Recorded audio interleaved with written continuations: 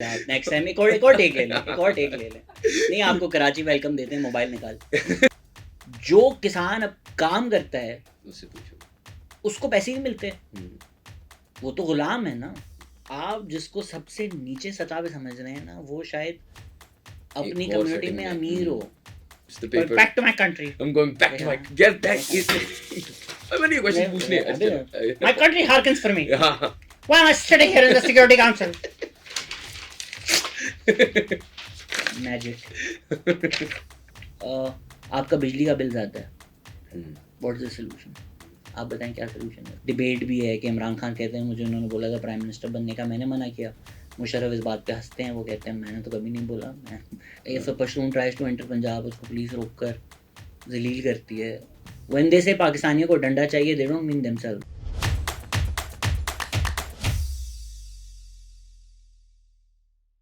Assalamu alaikum everyone and welcome to another episode of How Does It Work, a podcast by Pro Pakistani. Again, we are in our Karachi studio and I'm very excited about this guest, a little nervous as well because he's the pioneer of podcasts in Pakistan. Shahzad Gayas, he's a comedian, an actor, बहुत सारी चीज़ें हैं। आप nervous इसलिए हो क्योंकि जब भी मैं आप जैसे बंदा जो ये बहुत सालों से कह रहा है कि ऐसा करता हूँ तो मैं ज़्यादा अनकंफर्टेबल फील करता हूँ सामने कि यार अब वो कहेगा कि तो जिसको ये भी नहीं पता इसको वो भी नहीं इस पता। इंट्रो में 2-3 मसले थे, if you want to just do it again मैं टिप्स देता हूँ और उसमें फिर आप नेक्स्ट टाइम एक और टेक ले लें, एक और टेक ले लें। नहीं, आपको कराची वेलकम देते हैं, मोबाइल निकाल। वैसे बाय द वे कराची आके मैं आपको यही कह रहा था स्टूडियो बहुत खूबसूरत है, इंटीरियर बड़ा अच्छा है लेकिन एक्सटीरियर सर माशाल्लाह। एक्सटीरियर में देखे, मैं आपको बताता हूँ, इन्होंने जहाँ स्टूडियो लिया है वहाँ नीचे जो है हाँ तो बताएं उससे बेहतर कोई जगह है? हाँ मैं वही कह रहा हूँ, मतलब वहाँ पे बाहर गार्ड बैठा है AK-47, मतलब आपको माशाल्लाह। हमने कराची की गर्मी में नीचे मरी का मौसम दिया हुआ है, आपको और क्या चाहिए? अच्छा सर, आप मुझे पहले तो ये बताएं ना कि and will get into your extensive career and all of that. You make me sound old यार। यार नहीं I'm 22. I just turned 22. नहीं लेकिन पायनियर है ना। अल्लाह माफ करे, ऐसा कुछ आप भी आई नहीं think you Junaid Akram, you would that be the first few? I would say कि फसी ज़का और मुशर्रफ ज़ैदी एक हम्म। करते थे साउंड क्लाउड पे, how to Pakistan I think शायद नाम था उसका।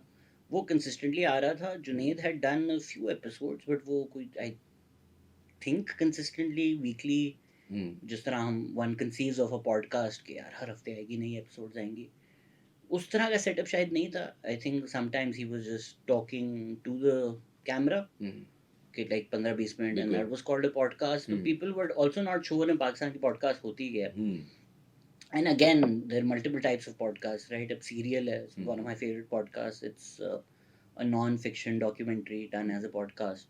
तो ऑफ कोर्स पॉडकास्ट की भी बहुत सारी इकसाम होती हैं। Why did you decide to start yours? Why the Pakistan experience? तो वो वही मैं कह रहा हूँ कि जो एक नॉर्मल कॉन्वर्सेशन है कि आप और मैं बैठे हैं, अब हमें नहीं पता था हम क्या शुरू करेंगे, क्या बातें करेंगे, उस तरह की शायद नहीं हो रही थी कि एक कॉन्वर्सेशनल जिस तरह हमने जब शुरू की तो लोगों ने बोला था दिमाग, जो मुझे मिला सब ने मुझे बोला कि तुम्हारा दिमाग ख़राब हो गया, 2 घंटे की पॉडकास्ट कौन सुनेगा। एंड प्रीटी मच यूबिक्विटसली अब वही फॉर्मेट है मोस्ट पॉडकास्ट का, ओवर एन आवर जनरली। तो मैंने बस इसलिए शुरू की थी, मुझे लोगों से बात करनी थी और हमने कॉन्वर्सेशंस करनी थी और कोई हमारा एक हायर गोल नहीं था कि हम मुल्क बदल देंगे इन बातों से। अगर लोग शुरू में जाके हमारी पॉडकास्ट देखें तो बड़ी off the cuff casual interesting conversations हैं। तो उस तरह से कोई स्ट्रैटेजी या सोच नहीं थी।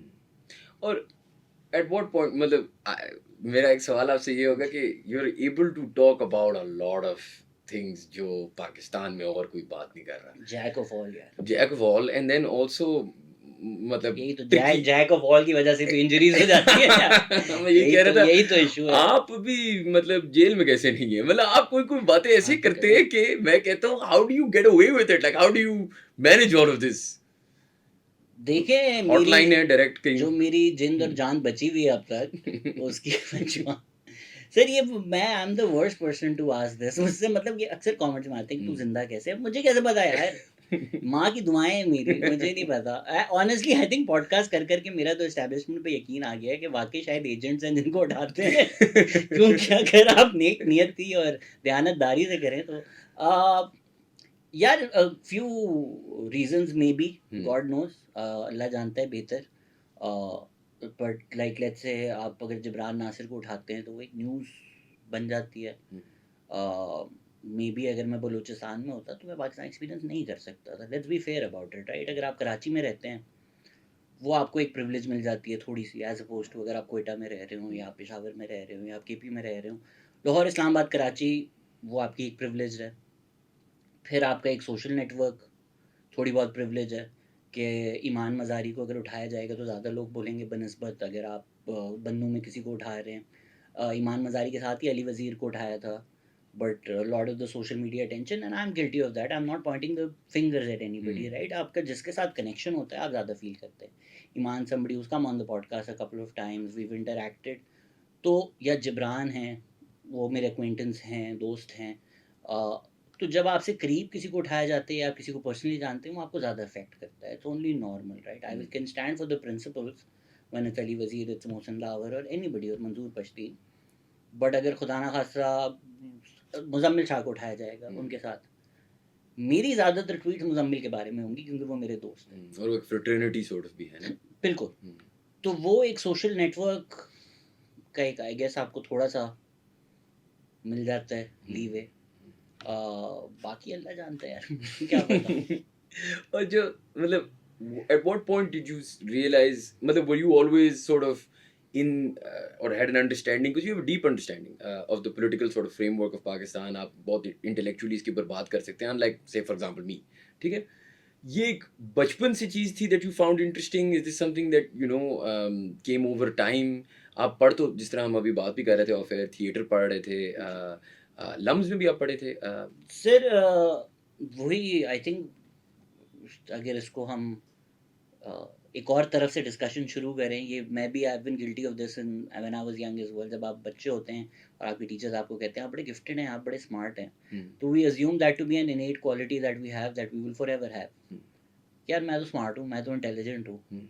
तो विच इज़ वाई कभी कभी कोई अगर मुझे खुदा ना खासा कॉम्प्लीमेंट कर दे, अगर 40 गालियों में से एक कॉम्प्लीमेंट भी हो, वो इंटरनलाइज होता नहीं है, वो अंदर जाता नहीं है। Because honestly the opportunities that life has given me, I should have made much more of that. लेकिन वो मेरा मेंटल हेल्थ ट्रॉमा मैं कहीं और डंप करता हूँ। I don't, the being intelligent, being smart, being well informed is not an innate quality that one has. वो कोई एक गिफ्टेड एबिलिटी नहीं होती है जो हमारा एक आइडिया है कि IQ पॉइंट्स हैं बस वो हमेशा ही रहेंगे। आप पढ़ें, आप सीखें, आपको चीज़ें समझ में आ जाती हैं। फैसल बड़ायच आए थे मेरी पॉडकास्ट पे, उनकी बड़ी अच्छी इंटरेस्टिंग जर्नी है कि वो एक टाइम था कि जिहाद करने जा रहे थे, आज वो एक मेरे ख्याल से पाकिस्तान का शायद सबसे ज़बरदस्त आप यूट्यूब चैनल्स निकालेंगे तो उनमें से एक होगा। मुज़म्मिल शाह हैं, वो विहाड़ी में थे, तो उनकी एक अपब्रिंगिंग थी, एक सोच थी, उसको अनलर्न करके आज जिधर आए हैं वो उधर one of the greatest commentators that we have. तो उसी तरह आप लर्न करते हैं फिर आप अनलर्न भी करते हैं, राइट? कुछ मुझे ऐसा नहीं था कि बचपन से ही मैं बड़ा कुछ स्मार्ट था, मैं पॉलिटिकल हिस्ट्री की किताबें पढ़ना शुरू कर दी थी। नहीं, आप वो जो स्कूल में पढ़ाया जाता है, जो आपका बिलीफ सिस्टम होता है, वही था। When I went to LUMS, मैंने जो अपना बीए है वो पॉलिटिकल फिलोसफी में किया था वहाँ। तो लम्स में आपको बीए एलएलबी करना होता है, इट्स अ 5 ईयर प्रोग्राम। ठीक है। तो उस टाइम कम स्टूडेंट्स थे तो बड़ी फ्लेक्सिबिलिटी थी कि आप बीए में जो चाहें कोर्सेज ले लें। तो मैंने ज़्यादातर पॉलिटिकल फिलोसफी के कोर्सेज लिए। तो इसकी कोई वजह थी या बस जस्ट शौक था, शौक था। वो हुआ तो मैं फेल आए तो मेरे सीज ही काफ़ी, कुछ उस टाइम समझ में कम आता था, लेकिन उससे आपकी एक अनलर्निंग बहुत हुई। आपको समझ में आना शुरू हुआ कि मैं जो चीज़ें सोचता हूँ मैं क्यों सोचता हूँ, अच्छा उसकी बेसिस क्या है, लॉजिकल फैलेसीज क्या होती हैं, क्रिटिकल थिंकिंग क्या होती है, how to think about things. ये लोग भी मुझे काफ़ी कहते हैं कि तुमने लम्स की डिग्री ज़ाया की। एजुकेशन कभी ज़ाया नहीं होती। I think universities should be design to teach you how to think, not necessarily give you the exact dogma कि ये है सच, इसको मान लो, रट लो, जो कि बिल्कुल गलत तरीका है एजुकेशन का। तो वो एक लम्स ने बहुत अच्छी एक अंडरस्टैंडिंग दी, अनलर्निंग की, क्रिटिकली चीज़ों को देखने की। फिर जब मैंने एलएलबी वाले पार्ट में आया तो ऑब्वियसली जो लीगल एजुकेशन होती है वो भी आपको बहुत ज़्यादा एनालिटिकल स्किल्स सिखाती है। तो I did not pursue the profession, but everything that I learned in those 3 years have stayed with me. What do you think is, you know, आपने अनलर्निंग की भी बहुत बात की, आपको लगता है कि यार क्या वो ऐसी चीज़ है, what is the biggest lie in Pakistan history, या एक ऐसी चीज़ जो आप कहते हैं यार फंडामेंटली ना this is a big problem? I think fundamentally कोई एक झूठ नहीं है, लेकिन वो जो एक तरीका है कि टीचर क्लास में आता है, कहते हैं you can not question the author, you can not question the authority, you can not question the teacher. आप सिलेबस से बाहर भी कुछ पूछ लें तो उसको एक बुरी चीज़ समझा जाता है। अगर आप टीचर से पूछ लें कि भाई ये जो आप कह रहे हैं क्यों कह रहे हैं, ये क्या है, इसका एविडेंस क्या है, this would be considered rude. How dare you say that to the teacher. मैंने अपनी टीचर से सुना, you think you know more than the author. एक क्यूरियोसिटी जो है बच्चे की, उसको किल ना करें। तो वो जो तरीका है कि बस रोबोट्स बना दें जो ना सोचें, वो एक तरफ जाएं, उनको जो बोला जाए वो मान लें और उस तरफ चल जाएं, that I think has caused a lot more damage than necessarily one lie that everybody can unlearn. वो generally एक सोचने का तरीका है, वो green tinted glasses हैं, वो उतार दिए जाएं तो फिर people are more than capable uh, of going through this process themselves. They don't need to necessarily be like, नहीं ये जो 6 चीज़ें बताई हैं ये झूठ हैं, अब ये 6 चीज़ें पढ़ लो. You're just giving them another cult to follow as opposed to giving them an ability to think for themselves. और आपको लगता है कि जो इंटरनेट है, specifically podcast like yours, Muzammil की आपने बात की, that's another one, do they help unlearn, and is that one of the reasons you think you do what you do? Sir मेरा तो खुद का बहुत जहन खुला है पॉडकास्ट करके, राइट। यूट्यूब पे बहुत ज़्यादा लोग कमेंट्रीज भी करते हैं, इंडिविजुअल वीडियोस भी बनाते हैं, मैंने भी काफ़ी बनाई हैं। उसमें ना बहुत आसान हो जाता है दूसरी साइड को विलनाइज करना, स्ट्रॉ मैन करना। अगर आप सारे एक ही तरफ के लोग बैठे हुए हैं, आप बोलें दूसरा वाला तो दज्जाल है, और वही उस चीज़ को ना आप सेकंड करे जा रहे हैं। अभी मुझे बहुत एक इंटरेस्टिंग कमेंट आया, एहसन इकबाल आए हुए थे मेरी पॉडकास्ट पर, तो अभी रिसेंटली किसी ने किसी और पोस्ट पे कमेंट करके कहा था कि I am a die hard PTI supporter, I still disagree with PMLN, I still disagree with Ahsan Iqbal's policies, but after watching the podcast with him I can not hate him because I see him as a person. And you think that's a step in the right direction? That's a step in a phenomenally right direction कि यार अब हम एक ऐसे मुल्क में रहते हैं जहाँ डिमोनाइज होती हैं चीज़ें, इश्तियाल अंगेज़ी इतनी हो जाए कि एक मॉब जाकर एक इंसान के नहीं पूरी कम्युनिटी के घर जला देता है, तो एक डिह्यूमनाइजेशन का प्रोसेस है ना। हम बॉन्डेड लेबर होता है, we look the other way. हमारे मुल्क की जो तारीख है, आपका पॉडकास्ट में अपने पॉडकास्ट की तरह बंद नहीं करवाना चाहूँगा, मैं ये नहीं चाहूँगा कि ऑडियंस पूछे कि शान जेल में क्यों नहीं है, but we know what we know now. We know what happened. So the country didn't care about those things. Na? So there is a level of dehumanization, which is why you don't care what happens to somebody in a country that used to be you. It doesn't affect you as much. अभी एक अदाकार हैं, उन्होंने बोला कि लोग cricket कैसे देख रहे हैं जब मुल्क में ये हो रहा है, तो मुझे काफ़ी हंसी आ रही थी, क्योंकि मुल्क में बहुत कुछ हो चुका है और यही साहब भंगड़े कर रहे होते थे टीवी पर आकर। तो what affects who is relative, and it will always be relative, but it's still a step maybe in the right direction कि आप हर किसी को इंसान समझ रहे हैं और किसी पे अगर जुल्म हो रहा है तो उसके खिलाफ आवाज़ उठा रहे हैं, but humanizing the other side is very important. वो जो black and white में हम पॉलिटिक्स को देखते हैं, हर चीज़ को देखते हैं, उस सोच से बाहर आना, ये मेरे साथ भी हुआ है। I've called people who I might have thought worse of before talking to them, but after talking to them I at least realize कि यार इसका सोचने का तरीका क्या है, जिसकी वजह से मुझे अक्सर तनकीद भी मिलती है। अगर पीडीएम गवर्नमेंट की बात करूँ, आई एम लाइक अच्छा यार उनके पास ये ऑप्शंस थे, उन्होंने ये सेलेक्ट किया, पीपल आर लाइक तू गालियाँ क्यों नहीं दे रहा।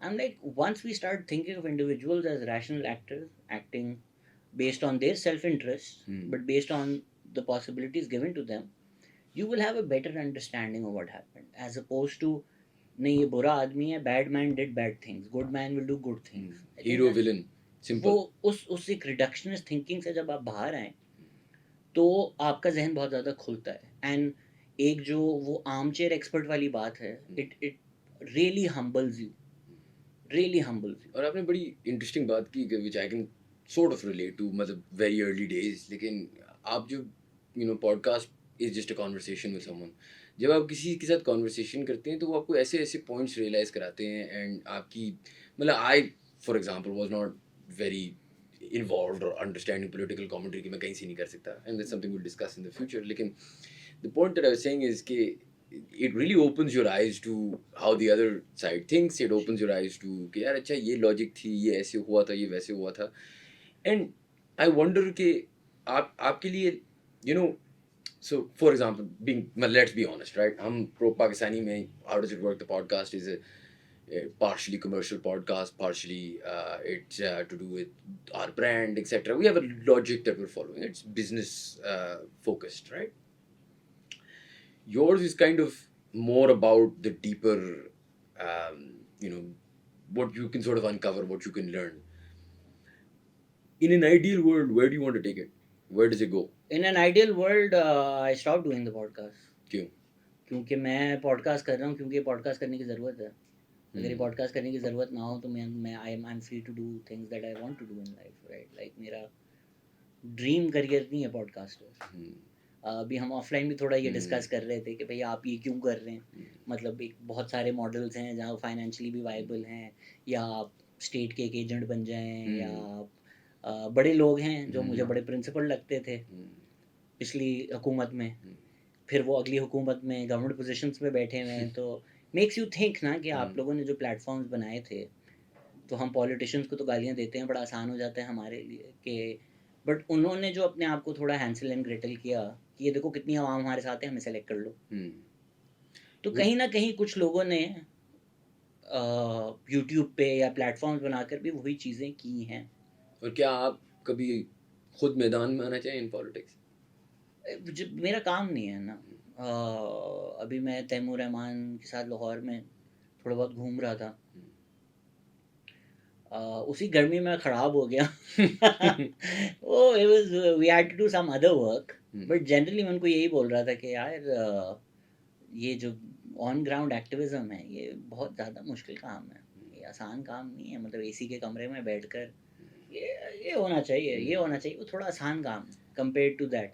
So I really respect the people who are on ground and they do actual activism. मुझसे नहीं होगा अभी, at least right now, to go door to door and to convince people and then maybe say things which will appease them, because आप फिर you're winning favor. अभी तो podcast में ये है कि I'm not beholden to the masses, right? अगर मेरी बातें सुनकर as long as मेरे को मर्डर ना कर दे, बट लोगों को वो नहीं पसंद आती हैं, तल्ख लगती हैं, बुरी लगती हैं. वर्स्ट केस लोग कम देखेंगे, राइट? जी जी. That's your worst case. That तो I accepted day one कि हम वो मिलियन सब्सक्राइबर्स वाली पॉडकास्ट नहीं है, वरना हम उस तरह का काम कर लेते. बिल्कुल. उस तरह का भी काम, उसमें कोई बुराई नहीं है. This is different. I do comedy videos which hopefully will get that reach, but TP is not that. So the reason I said in an ideal world I would not want to do it is कि मेरे ये dreams नहीं है. मेरे तो खुद के तो ड्रीम्स हैं कि मैं एक फिल्म मेकर बनूँ, फिल्म बनाऊँ. अभी मैंने एक सीरीज़ लिखी है जो टीवी पे आ रही है. अभी मैं एक और कुछ प्रोजेक्ट्स पे काम कर रहा हूँ. Do you want to be a filmmaker? Do you want to be an actor? Do you want to be a writer? Which one of them? वो भी अगेन फिर वो आइडियल वर्ल्ड वाली बात है ना. अगर आइडियल वर्ल्ड में बहुत अच्छी फिल्म बन रही है, I want to be an actor, but because अच्छी फिल्में नहीं बन रही. मेरा मास्टर्स थिएटर में है, मेरा बैकग्राउंड वो है सारा, बिकॉज अच्छा कंटेंट नहीं बन रहा, तो I want to make that content. The problem, and we'll come back to the sort of podcast, लेकिन जहाँ तक हमारी फिल्म इंडस्ट्री है, मुझे ऐसे कभी कभार फील होता है, and of course I'm not involved in this industry, the problem is the script, the writing. मुझे ऐसे लगता है कि they're very cookie cutter scripts, they're very run of the mill shit, right? मतलब कुछ इतना इंटरेस्टिंग नहीं है. वही लाहौर नहीं जाऊंगी, पता नहीं यहाँ नहीं जाऊंगी, वहाँ नहीं जाऊंगी. Not to hate on anything, I'm just saying कि I haven't seen a trailer for a Pakistani movie. Maula Jat chalo aside. What do you think of Maula Jat, by the way? I couldn't actually get the time to watch it, but obviously it's phenomenal. Why didn't you watch it, यार? Sir मुझे वाकई वक्त जो है ना, अभी मैं दानियाल शेख की पॉडकास्ट पे गया था. मैंने बोला बचपन में एक टाइम था कि मैं 6 नौकरियां कर रहा था. लोगों ने बड़ा ट्रोल किया कि झूठ बोल रहा है. उसकी तो मेरे पास पेस्लिप्स भी होंगी, लेकिन अभी भी sometimes people watch the Pakistan experience and they're like, how are you so productive? And the Pakistan experience is not even by me. I'm doing like so much. तो वो टाइम नहीं मिला. By the time मिला तो वो उतर चुकी थी. But obviously it's phenomenal. आपने कहा कि आप बहुत सारी चीजें कर रहे हैं. Walk me through what takes up most of your day. Sir अगर मैं लिस्ट करना शुरू करूँ तो एक अभी प्रोजेक्ट है जिसमें मैं एक्टिंग कर रहा हूँ। अच्छा। अभी एक स्केच कॉमेडी की एक सीरीज़ है जो हम बना रहे हैं। ब्रॉडकास्ट करते हैं हम लोग। तो पाकिस्तान एक्सपीरियंस के जो गेस्ट आते हैं, पाकिस्तान एक्सपीरियंस की कोई परमानेंट टीम नहीं है। मैं खुद ही सारी गेस्ट पे रिसर्च करता हूँ। फिर जब आते हैं अक्सर ऐसा होता है कि कोई शूट करने भी नहीं आता, मैं खुद ही शूट कर लेता हूँ। बट यूजुअली एक इंसान आते हैं जो शूट करते हैं, तो उसके बाद वो एडिट एक इंसान है जो एडिट करते हैं। उसके बाद मैं देखता हूँ कि सब ठीक है, उसके बाद मैं उसकी क्लिप्स बनाता हूँ, फिर वो एक और एडिटर के पास जाते हैं जो देखते हैं कि वो क्लिप्स कहाँ, you know, like making them more TikTok Insta reel friendly. Then I have to post it everywhere. फिर मेरा एक अपना खुद का चैनल है जिस पे काम चल रहा है। उसके अलावा मैं एक वो खुद का चैनल इज लाइक कॉमेडी? जी अच्छा। जी सर। उसके बाद मेरे स्टैंड अप शोज़ होते हैं, मैं अपना एक नया स्पेशल लिख रहा हूँ जिस पे अच्छा। काम चल रहा है। उसके बाद काफ़ी टाइम से मैं एक किताब पे काम कर रहा हूँ। अच्छा। जी सर, बिल्कुल वही टाइम चल रहा है। फिर साथ-साथ में ये सीरीज़ पाकिस्तान लॉस्ट एक सीरीज़ आई थी, जिसमें हमने डिस्कस किया था कि पाकिस्तान ने कहाँ कुछ 10 जंक्चर्स हैं, जहाँ अगर हम ज़िग की जगह ज़ैग कर लेते तो शायद चीज़ें बेहतर होती। तो वो उसी तरह की एक और सीरीज़ है जिस पे मैं अभी काम कर रहा हूँ, वो चल रहा है। और फिर जो इधर-उधर अपॉर्च्युनिटीज़ आती हैं कि आप एक ऐड लिखा है मैंने अभी रिसेंटली, एक टीवी शो मैंने लिखा है जो टीवी पे जा रहा है।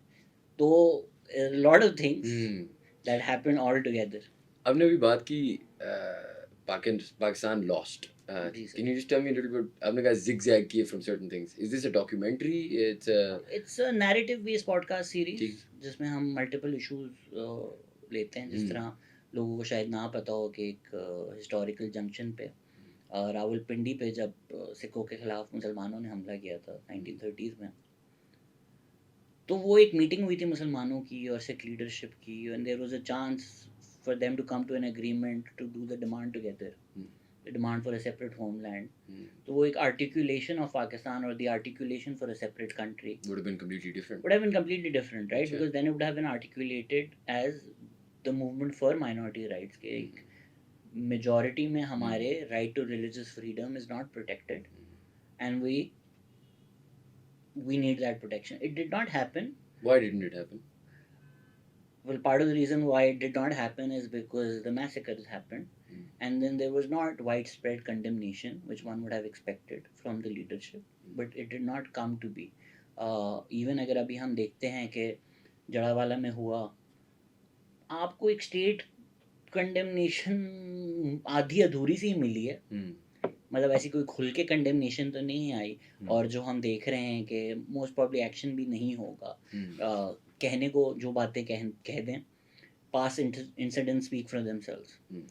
सो द सिख लीडर्स फेल्ट के मतलब जब मैसेकर्स हो रहे हैं और कंडेमनेशन नहीं हो रही, तो how would we be protected in a separate country? इसमें obviously there are lot of commentators who would have said that the Sikh Muslim movements could never have been forged because of their historical history, and वो फिर एक लंबी debate है।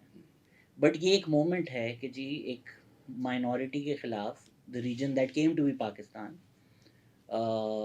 आपने एक massacre किया, तो उसका जो रिएक्शन अगर एक डिफरेंट आता तो शायद हिस्ट्री वहाँ से डिफरेंट हो जाती। फिर कायदे आज़म बांग्लादेश गए थे, the reason that became Bangladesh, and he said no, Urdu will be the state language. There were language rights.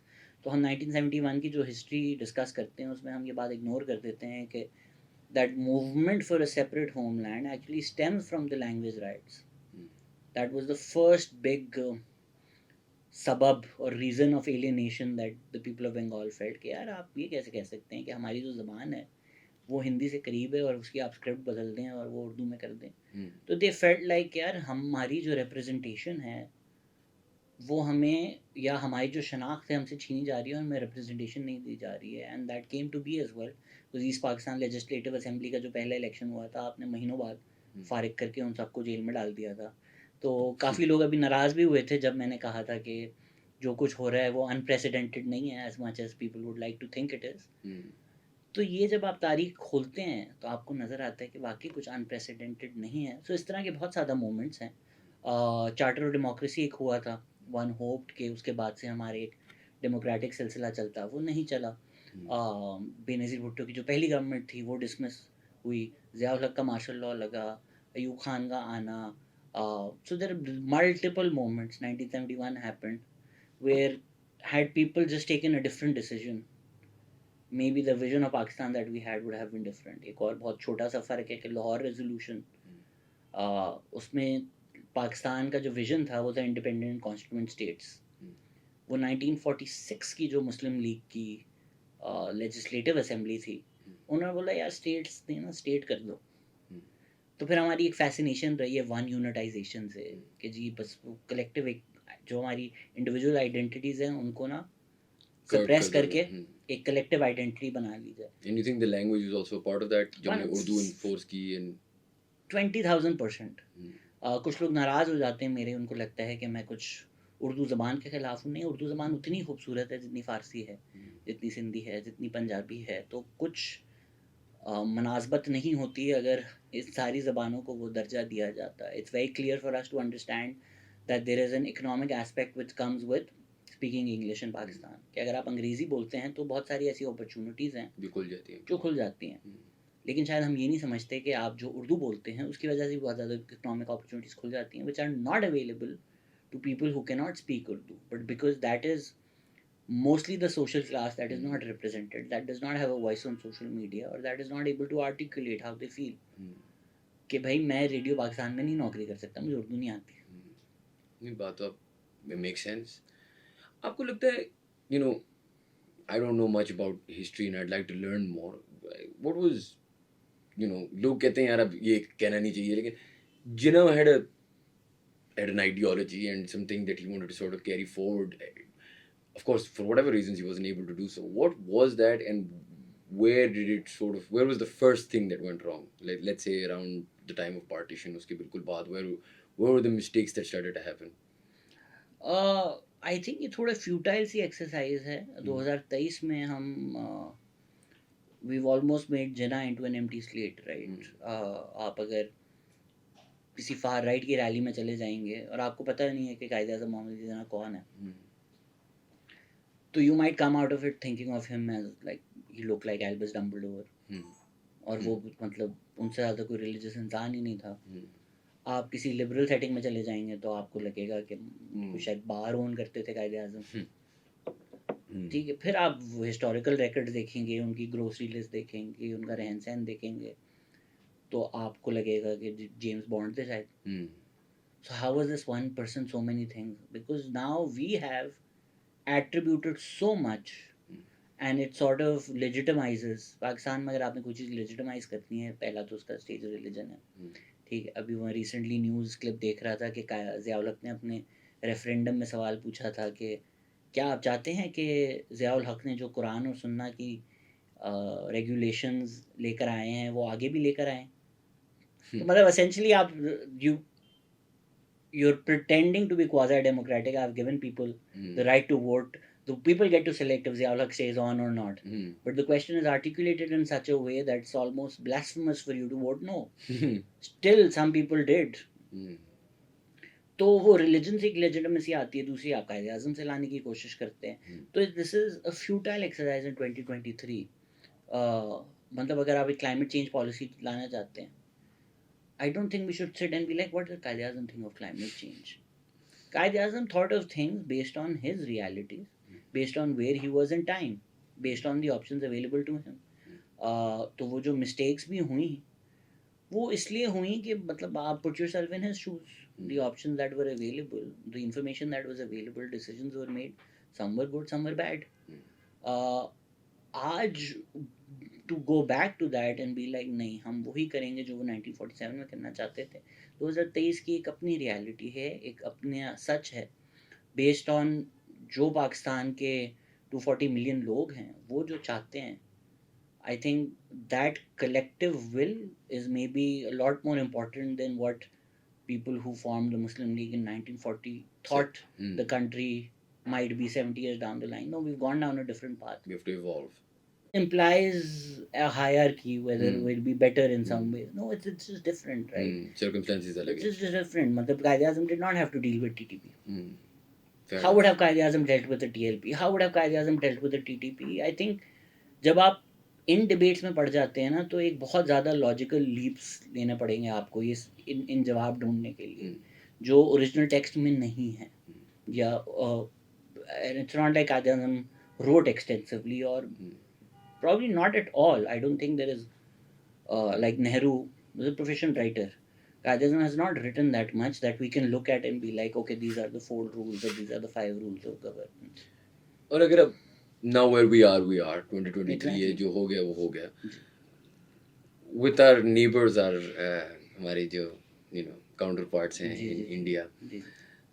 Can you ever imagine a world where we can have some sort of, चले alliance तो बहुत बड़ी बात होगी ना, just some non gun point relationships. क्या ये इसमें हमारी फौज की गलती है? क्या ये इसमें एक natural course of action यही होना था because we separated as two countries? Or is there a world where today you can see a future where we could have better terms with them?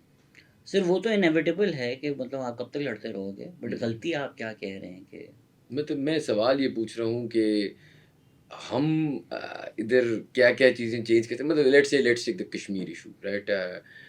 Do they have, in your opinion of course, they have the right over Kashmir? Do we have right over Kashmir? Do they have any basis in what they're saying? I have my wife's brother-in-law is Indian Kashmiri. तो वो मुझे पहले when I met him many years ago तो बताता था कि ऐसे वैसे. Now he's really happy. He's like, यार I love Kashmir. I love what India is doing. पैसा लगा रहे हैं, infrastructure create कर रहे हैं. मतलब those who were, जो हमें बताया जाता था कि यार they were unhappy and they were unhappy. वो कहता है कि बचपन में यार वसीम अकरम मेरा हीरो था, not सचिन तेंदुलकर. लेकिन as they get older now they're like, यार India is where we want to be. Legally or ethically or whatever, what is the Kashmir issue? Walk me through that. I think the people of Kashmir should decide. I don't think मेरा opinion इस चीज़ में matter भी करता है. जाहिर बात है, जब जुल्म और बर्बरियत होगी उसके हम खिलाफ होंगे, वो पाकिस्तान की तरफ से हो या इंडिया की तरफ से हो. तो जब कर्फ्यूज लगाता है इंडिया, या जब इंडिया मेक्स पीपल, जिस तरह फ़लस्तीन में फुल आप you have to walk through all those security measures just to go to your own home. तो या जो कश्मीर के लोग हैं उनको लगता है कि मेनलैंड इंडियंस को ये हक दे देना कि आप लैंड खरीद लें, तो that special status that Kashmir enjoyed, if the people of Kashmir are not happy with that, it's their decision. मैं यहाँ बैठ के ये फैसला नहीं कर सकता कि ये नहीं होना चाहिए या होना चाहिए. ज़ाहिरी बात है, India has taken a step which goes above and beyond what our tacit agreement was between India and Pakistan. That being said, अगर मैं speculate करूं, और ये completely speculative है, तो इसको साइड पे क्लिप करके मत लगाइए कि मैंने ये कहा है. मेरा speculation ये है कि एक tacit agreement तो आप लोगों ने कर ली है. I don't think Pakistan will make an effort to occupy Kashmir, the part that's already with India now. I don't think that's going to happen now. Even जब हुआ था revocation of Article 370 इंडिया में, I believe that's the right number. तो क्या हमने बोला था, खान साहब ने बोला था जुम्मे की नमाज के बाद सब लोग बाहर आके थोड़ी देर खड़े हो जाएं. Right? There wasn't like a widespread country wide कि नहीं हम लड़ेंगे इसके खिलाफ या कुछ होगा. थोड़ी बहुत रैली करके दिखा करके नहीं, हमें बहुत बुरा लगा कि ये हुआ. Nothing happened as such. उसके साथ साथ हमने भी गिलगित बल्तिस्तान को मेनलैंड पाकिस्तान समझ लिया है. तो एक एग्रीमेंट तो हो गई है कि जिसका जो है वो है sort of most. तो it is what it is. As far as बेहतर relationships, of course यार, अब किसी को वसीम अकरम पसंद है तो पसंद है. अभी बलूचिस्तान में किसी ने बीच पे विराट कोहली बनाया है. Does that person stop being a Pakistani because he loves Virat Kohli? No, then the most Pakistanis will not be Pakistani. I would say कि शायद अगर आप 10 पाकिस्तानी उठाएं उनमें से 9 लोगों को विराट कोहली पसंद होगा. हमें बहुत ही पसंद है विराट कोहली. सचिन हमें नहीं पसंद है इतना. Honestly, myself included. मैं कुछ इसके बारे में कह नहीं सकता. I really like विराट यार, मैं क्या करूँ. I think उस वक्त डॉगमा भी था थोड़ा, especially like growing up. अगर हम टीवी पे कमेंटेटर्स को सुन रहे होते थे या पाकिस्तानी एनालिस्ट सुन रहे होते थे, there was this idea कि सचिन ना साउथ एशिया में परफॉर्म करता है. वो उसने अपने जो स्टैट्स हैं वो पैड किए हुए हैं, इंडिया में सेंचुरियां मार मार के पिच बना कर भी. इंडिया की टीम इतनी स्ट्रांग नहीं थी उस टाइम, तो Sachin would often score in a losing cause. But that doesn't necessarily mean anything because he had not as good a team as Virat. लेकिन fair right, but आप जब देख रहे होते हो आप बोलते हैं हाँ अपनी सेंचुरी के लिए टीम को हरा, like आप अपने बना लेते हो ना narratives. But I also think ना मैं actually we were doing a podcast on this अभी बिल्कुल before this अरसलान के साथ जो वसीम भाई की भी मैनेजर है, पर्सनैलिटी भी है ना, मतलब टू बी ऑनेस्ट अगर हम अब I know sort of off topic जा रहे हैं लेकिन Virat has personality, right? So charisma is also मतलब the clutch. I mean there's also the entire PR behind yes it, no right? that's what I'm so exactly what I'm talking about. So Sachin, I think it's not कि Sachin didn't have personality, it's that Virat के पीछे अब ना एक marketing PR machine है that has created him to be this larger than life. जिस तरह एक टेस्ट Amazon ने The Test एक सीरीज निकाली थी, उसमें वो जब वो एपिसोड में जब विराट को दिखाते हैं ना, it's like oh my God Steve Smith सब डर गए हैं, here comes the king, you know, it's just it's so well done, you know. And we were talking about like why can't Babar get that, you know. I swear to you na, Babar Azam is the world number 1 cricketer right now, batsman. The team is the world number 1, he's the captain of that team. Somebody needs to get into his marketing and PR teams and really push this guy forward because he's got so much, you know, going for him. Expect नहीं किया था मैंने, लेकिन मोहम्मद आमिर ने बड़ी अच्छी बात की. उसने बोला कि यार देखें जो रूट नंबर 1 बैट्समैन बना, उसके पास एलिस्टर कुक था, so you know there is good mentorship there. Virat Kohli was groomed by Dhoni to be the next captain for many years, and credit to Dhoni also कि उन्होंने पहले अपनी आई थिंक सबसे पहले T20 की कैप्टनसी गिव अप की कि विराट हो, तो वो आप सीख के you become Virat Kohli, right. Pakistan का तो जिस तरह का सेटअप है, Babar did not have the resources. Babar did not have the board. Board 6 महीने कोई आ जाता है, 6 महीने कोई आ जाता है, and controversy शुरू हो जाती है. Media भी है, loves pulling the legs of our own cricketers. B, you don't have like a Dhoni type figure, right? कि बाबर जिसके अंदर membership mentorship कर सके. Of course issues है बाबर आजम की captaincy में. It's not perfect, right? It takes certain decisions which one makes. Yeah, fine. जिससे अभी recently against India. Fair enough.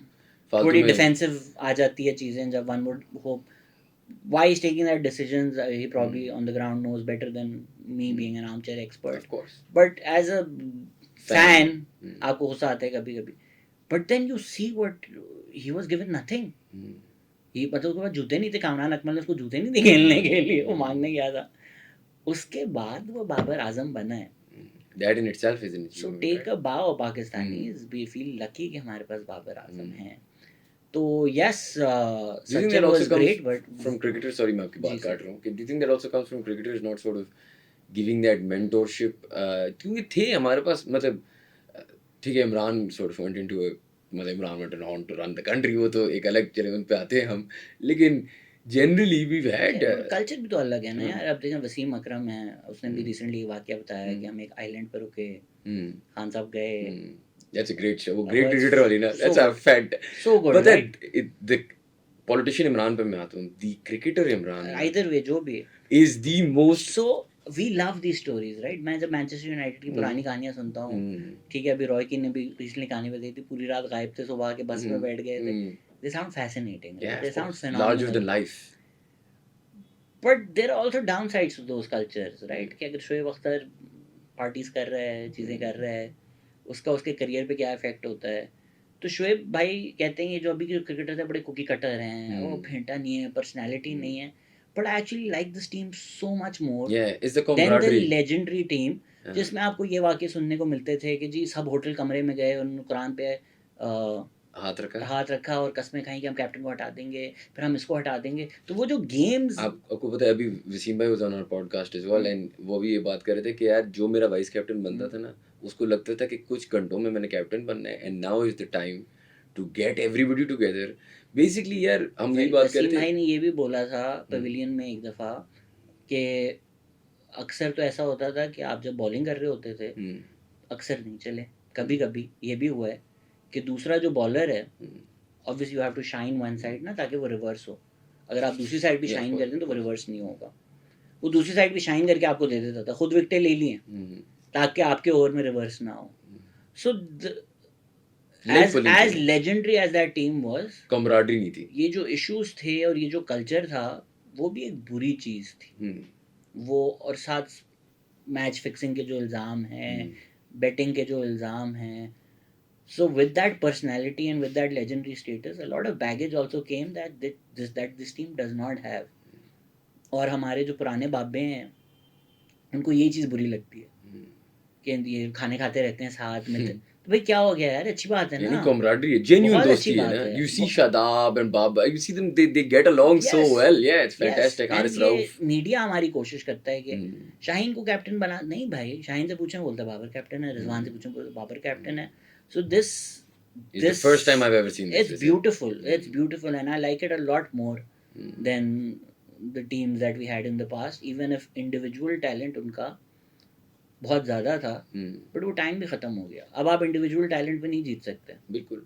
अच्छा, अब आपने बात की तो let's talk a little bit about that. एक तो I wanted to ask you, what makes someone like enigmatic, like a जैसे मैं आपको एग्जांपल देता हूँ. For his political story पे तो चलो we can discuss that. लेकिन his aura, जिस तरह great cricketer for example, when Wasim talks about Imran, when people talk about Imran, एक है. आपने अभी वसीम से मिले हैं ना, वसीम भाई का aura देखा आपने? हाँ, it's just वसीम भाई कमरे में आते हैं ना तो सबको पता है वसीम भाई आएगा. हाँ, and मैं ये सोचता हूँ कि वसीम भाई को लगता है इमरान के बारे में ये तो, and I've been fortunate एक दो दफा इमरान खान से भी मिले. It's just in the room, you feel it, right? And कोई मतलब मैंने for example I've never मैं तो I wasn't even born then, लेकिन जुल्फ़िकार अली भुट्टो की मैं वीडियो देखूंगा, and it's just, you know, there's just something, वो जिस तरह वो famous है, वो UN Security Council है, where he rips the paper. Back to my country. I'm going back to my, get that is. मैंने ये question पूछने हैं. My country harkens for me. हाँ. Why am I sitting here in the Security Council? Magic. but he had, you know, even यार but ये जो personality है, जो कल्ट ऑफ एक पर्सनालिटी है, हम इसको लीडरशिप क्यों समझते हैं? अब मिसबा भाई में तो शायद नहीं है ये, but he's a good captain. But I think मेरे ख्याल से रिकॉर्ड उनका बहुत अच्छा है. बाबर में भी to some extent उस तरह personality, he's growing into it. But yes, अब मोहम्मद रिजवान है, उसने मुल्तान सुल्तान को जिताया, शाहीन आफरीदी ने जिताया. अगर हम PSL की भी बात करें, they're all different captains यार, they're all very different kinds of captains, right? Rizwan जो है वो किसी को बुरा भला भी कहते थे, दूर से बोलते हैं. So there are different types of leadership as well, right? अगर हम इंडिया में देखें कि Arvind Kejriwal is performing well, he doesn't have that. अभी जब कोविड हुआ था तो वो जसेंडा आर्डन जो है न्यूजीलैंड में, she didn't have that. So there are different types of leadership. I think we also overvalue that charismatic aura a bit too much. बिल्कुल, आप बिल्कुल सही कह रहे हैं. I mean, Shoaib has that. Shoaib is not a leader. Yeah, of course, but he's got that oozes. He has that like larger than life personality, but I wouldn't make him the leader of anything. आपको लगता है पाकिस्तान में politics की अगर मैं आपसे बात करूँ, are these engineered products? Can Khan be Khan without the blessings of the powers that be? Can Bhutto be Bhutto? Can anyone be? मतलब ऐसे हो सकता है कि एक बंदा एक मतलब will there be another Imran Khan in a few years or another person of that sort के आएगा और हम कहेंगे कि यार ये बंदा लीडर है पाकिस्तान का? Sir, I think Manzoor Pashtun is a leader, is a genuine people's leader. I don't understand what people mean when they say we won't get another Imran Khan. आपने अल्ताफ अदन की स्पीचेस सुनी है? It's actually पता है, phenomenal. Yeah, there is in his orator बहुत अच्छा है वो. नहीं, बातें भी बहुत अच्छी करता है. Factually, substance wise, आप अल्ताफ हुसैन की पुरानी स्पीचेस सुन लें, you wouldn't disagree with them. Obviously, तो उनको एंड तक थोड़े जहनी मसले मसाइल शुरू हो गए थे.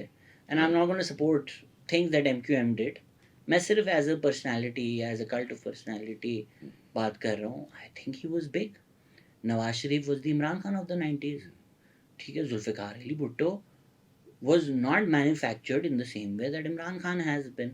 By what that I mean by that is कि अयूब खान के कैबिनेट में थे Zulfikar Ali Bhutto for what, less than 2 years, and then formed his own party.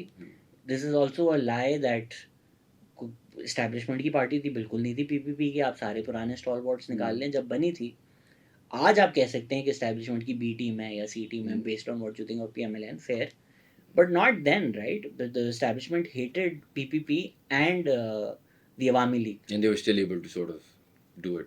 When 1971 वो जो इलेक्शन हो गए 1970 के दिसंबर में हुए थे मेरे ख्याल से, and Mujib came out as the victor, तो उनको वो एक कड़वा घूंट पीना पड़ा कि भाई हमारे पास दो ऑप्शन है, and this was Zulfikar Ali Bhutto's mistake that he made a deal और मेड अ बार्गेन कि जो एस्टैब्लिशमेंट नैरेटिव है वो मैं बेचूंगा वेस्ट पाकिस्तानियों को, जो उन्होंने बेचा. By the way, कुछ इस तरह की स्टोरी अब again I'm just trying to learn here as well from you.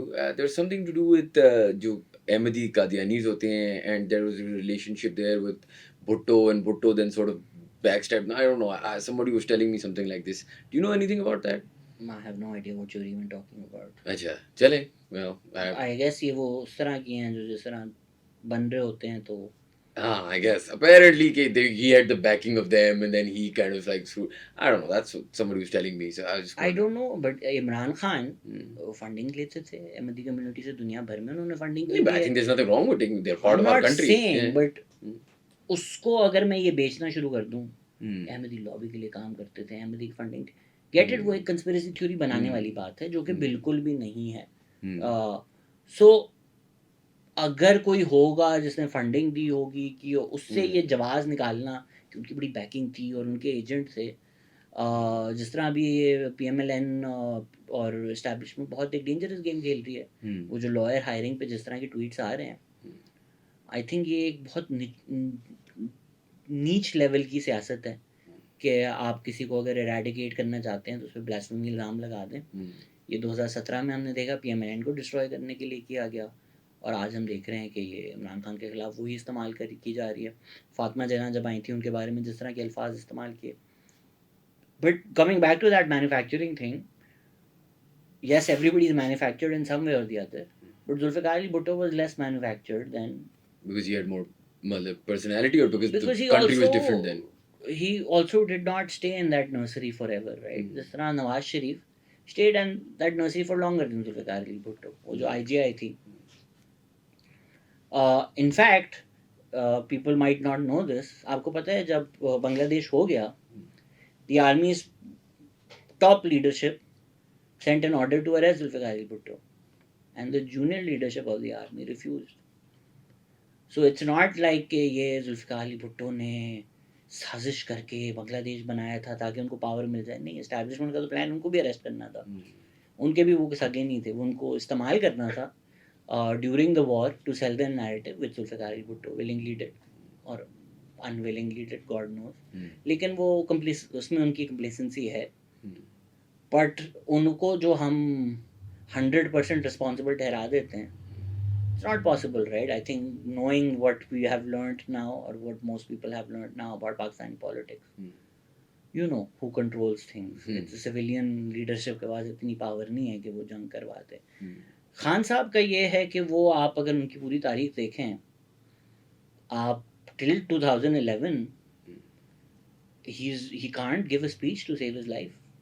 और ये अगर आपको लग रहा है कि मैं क्रिटिकल हूँ इमरान खान, तो मैं इसलिए बोल रहा हूँ, आप जाके उनके शुरू के एड्स देख लें. नहीं, I've seen them.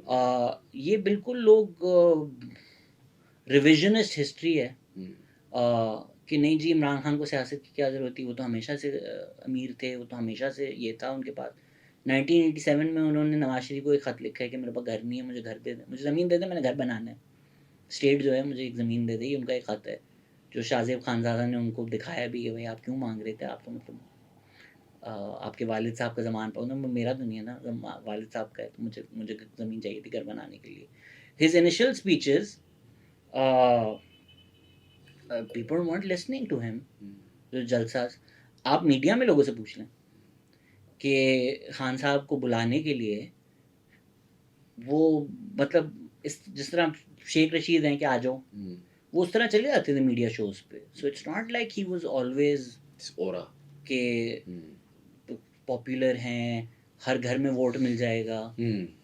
वो एक ग्रूमिंग हुई ना. आप अगर हमीद गुल की स्पीचेस देख लें, साइड बाय साइड रख लें इमरान खान से, आपको लगेगा वो सेम स्क्रिप्ट जो है वो इमरान खान की स्पीच में. आपको लग रहा है मैं इस तरह की बातें कर रहा हूँ किसी वजह से, किसी बुक्स की वजह से, तो अब्दुल सत्तार ईदी पे तो ये इल्ज़ाम नहीं लग सकते. अब्दुल सत्तार ईदी ने बोला कि मेरे पास हमीद गुल और इमरान खान आए थे और उन्होंने बोला था बेनज़ीर भुट्टो की गवर्नमेंट गिरानी है हमने. तो वो जो एक इस्टेब्लिशमेंट की ग्रूमिंग है. फिर initial Musharraf years, Imran Khan was fully supportive of Musharraf. वो फिर एक डिबेट भी है कि इमरान खान कहते हैं मुझे उन्होंने बोला था प्राइम मिनिस्टर बनने का, मैंने मना किया। मुशर्रफ इस बात पे हंसते हैं, वो कहते हैं मैंने तो कभी नहीं बोला। मैं खैर वो ये अलग डिबेट है। हाँ, whoever you want to believe in that। उसके बाद से हमें आई डोंट नो, आप अपनी पॉडकास्ट बंद करवाने जाते हैं, but I can name everybody throughout that process, from general Shuja Pasha to general Zaheerul Islam to general Faiz. It's undeniable at this point, right? मतलब कि वो जो इस्टेब्लिशमेंट की एक पीटीआई के साथ सेम पेज रहा है, फुली एक्नॉलेज है ना कि अगर हम जब आपको धरना करना हो, कहाँ आप कर रहे हैं ना, कौन कर रहा है?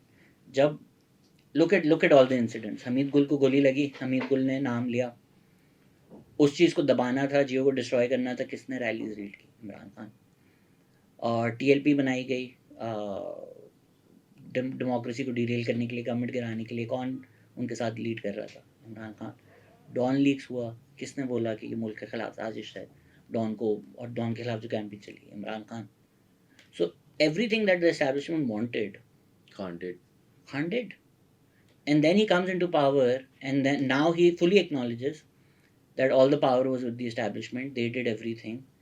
जब उनको बोलेंगे भाई आपने क्यों गाजी फैज़ी के खिलाफ रेफरेंस भेजा, उन्होंने बोला मैं तो नहीं भेजा, इन्होंने भेजा। जो चीज़ें मसले मसाइल हों, बोले मैं तो नहीं किया, इन्होंने किया। So now we see this 10-year history where the establishment and PTI have been on the same page on everything. Democracy के खिलाफ जो एंटी डेमोक्रेटिक सारी चीज़ें हुई हैं, whether that's attacking the parliament, whether that's attacking the prime minister house, whether that's using religion to run a blasphemy campaign in which Ehsan Iqbal got shot. आपको भी याद होगा, PML के जो religious minister थे, he was made to resign. Ehsan Iqbal पे गोली चली थी। ये सब PTI लीड कर रहा था। फिर वो गवर्नमेंट में आते हैं and all the power is with the establishment. Power आप सीट कर देते हैं, तो once you cede that power, it's impossible to take back. तो पीडीएम जब आई तो उन्होंने बोला सर ये 90% आप इनसे पावर क्यों ले रहे हैं, आप 100 ले लें। पीडीएम ने तो पूरी दे दी ना, पूरा। अब केट और अगर मुझे लग रहा था पीडीएम ने 100 दे दी, समहाउ केयर टेकर गवर्नमेंट ने जो है वो 25 और ढूंढ लिया कहीं से, अब 125 दे दिए उसको। फंडामेंटल आई थिंक जो मेरा डिफरेंस पीटीआई सपोर्टर से is that they don't acknowledge the 2011 to 22 history.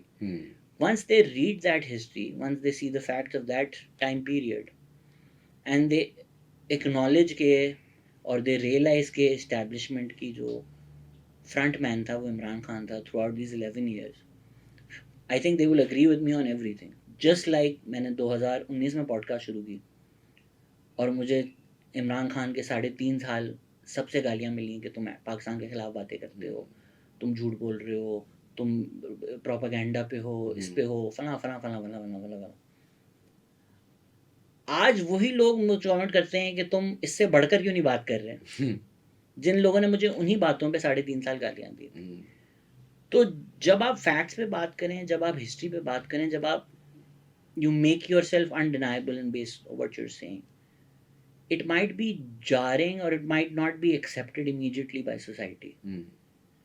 But वो आप उस तरह नहीं होंगे कि कई जर्नलिस्ट हैं जो लोगों को गद्दार बोलते थे और स्टेट के खिलाफ और इंडियन एजेंट्स बोलते थे, आज वो अमेरिका में बैठकर स्टेट के खिलाफ जो बातें कर रहे हैं, जो प्रोपेगेंडा कर रहे हैं, वो सब सामने नजर आता है। ना आप उनकी तरह होंगे जो जर्नलिस्ट बड़ी प्रिंसिपल बातें करते थे और आज गवर्नमेंट पर्क्स पे हैं। You just stick to the facts, stick to the truth, and sometimes when people are like oh you are biased, एक तो वो समझते नहीं है bias होता क्या है। bias, to have an opinion is not bias, right? if I अगर मैं भी आपको कह रहा हूँ कि ये facts हैं, this is how I see it and I'm against this, वो establishment के लिए अगर आप democracy को derail करेंगे तो मैं I'm against that. That doesn't make me bias. बायस होगा अगर किसी वजह से मैं कर रहा हूँ, मैं किसी के पेरोल पे हूँ, मेरा कोई कनेक्शन है, मेरा कोई पर्सनल फ़ायदा है, जिस that prejudices me to something, that makes my opinion biased on this subject. I am very clear about it, this is my position, I don't pretend to be a centrist, and which is why I would say कि Pakistan experience की ज़्यादातर जो audience है वो PTI supporters है, because I am very honest and upfront about what my position on everything is and why it is. and they see where I'm coming from, rather than a lot of people on TV who pretend to be neutral. But जैसे जैसे आप उनको सुनते रहें and you see the lack of consistency, you realize कि यार ये कोई ना कोई तो एजेंडा है. आप कैसे 180 फ्लिप मार सकते हैं and आप pretend कर सकते हैं आप उतने ही credible हैं जितने आप थे जब आप 180 से ऑपोजिट बातें कर रहे थे. या तो आप सामने आए और माफ़ी मांगे कि यार पहले मैं पैसे लेके झूठ बोल रहा था, अब मैं आपसे सच बोल रहा हूँ. आप ये कैसे बोल सकते हैं कि पहले भी आप सच के लिए जिहादी थे, आज भी आप सच के लिए जिहादी हैं, जबकि आपकी दोनों जो बातें हैं वो 180 ऑपोजिट हैं एक दूसरे से. Tell me something.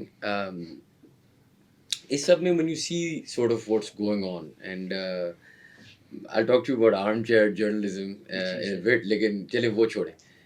You have a pretty educated opinion, right?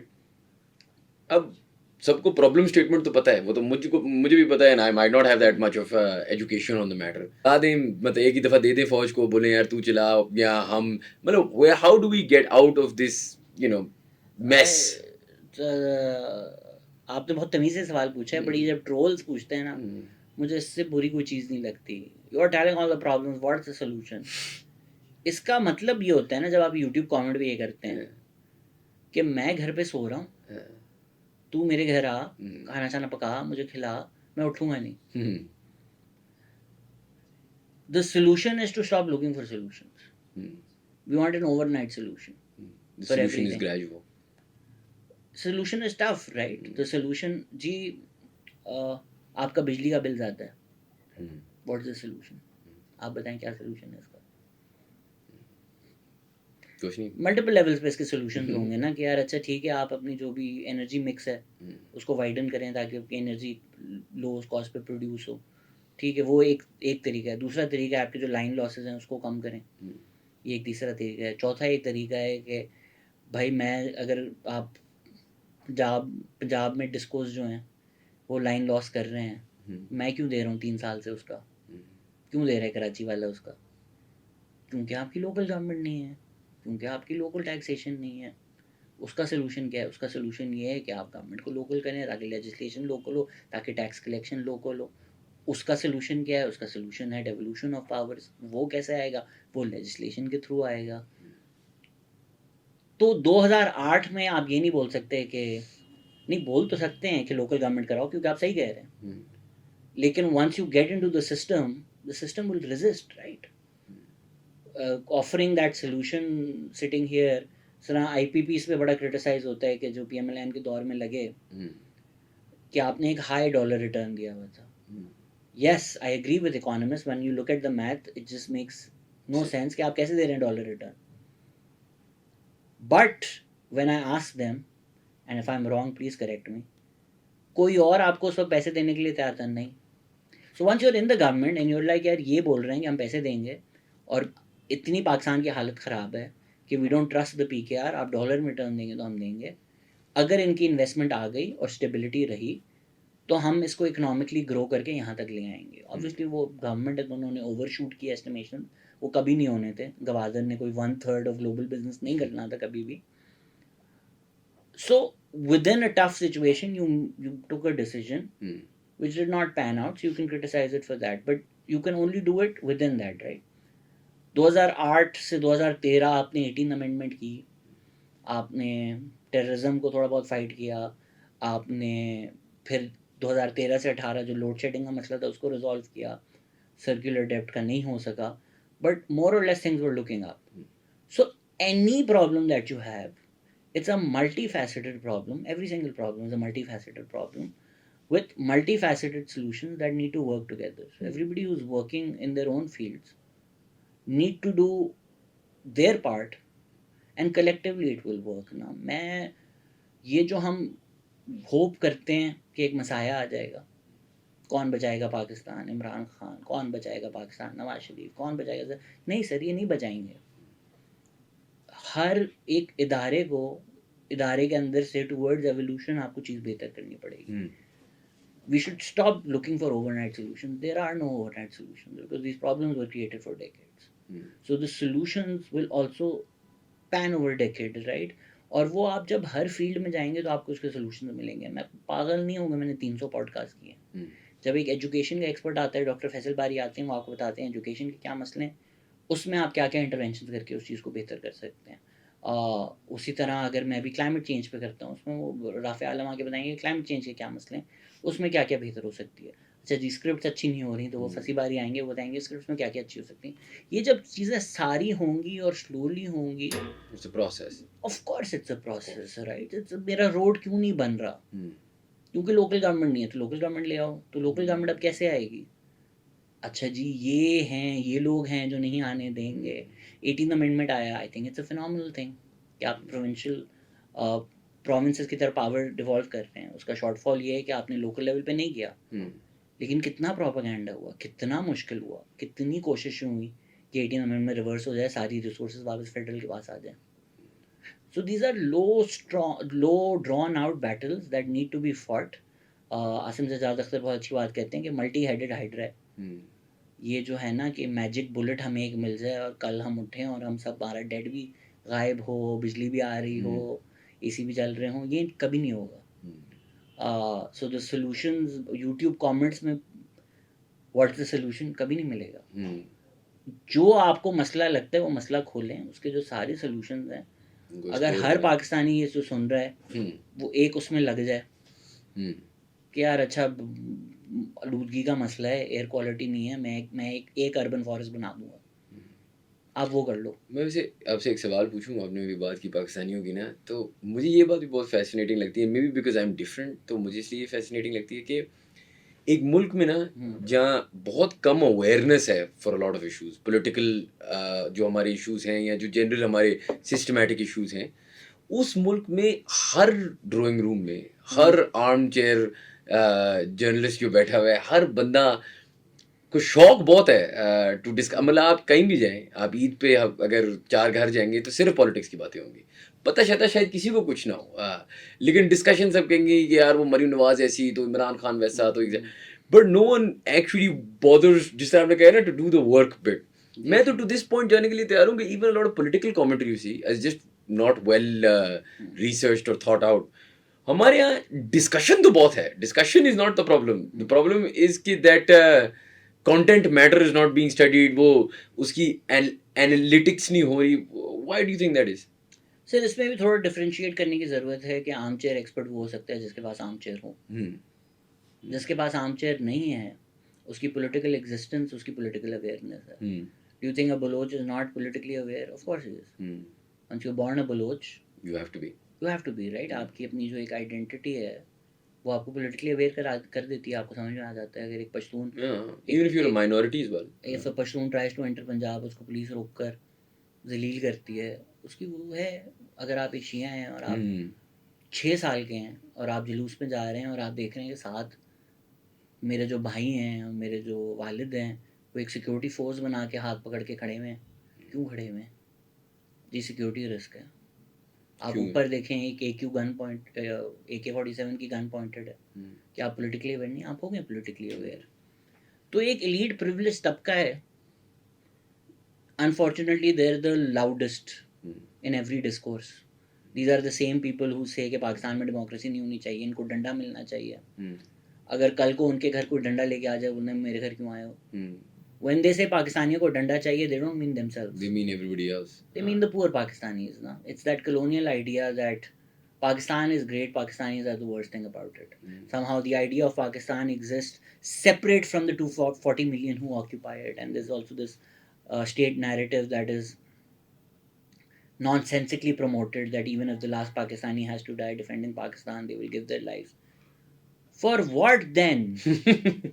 For what? वैसे अगर सारे मर गए तो अगर सारे जी मर गए तो तुसी बचाया की है? मैं तो ऐ दस दियो। तो पाकिस्तान इज पाकिस्तानी।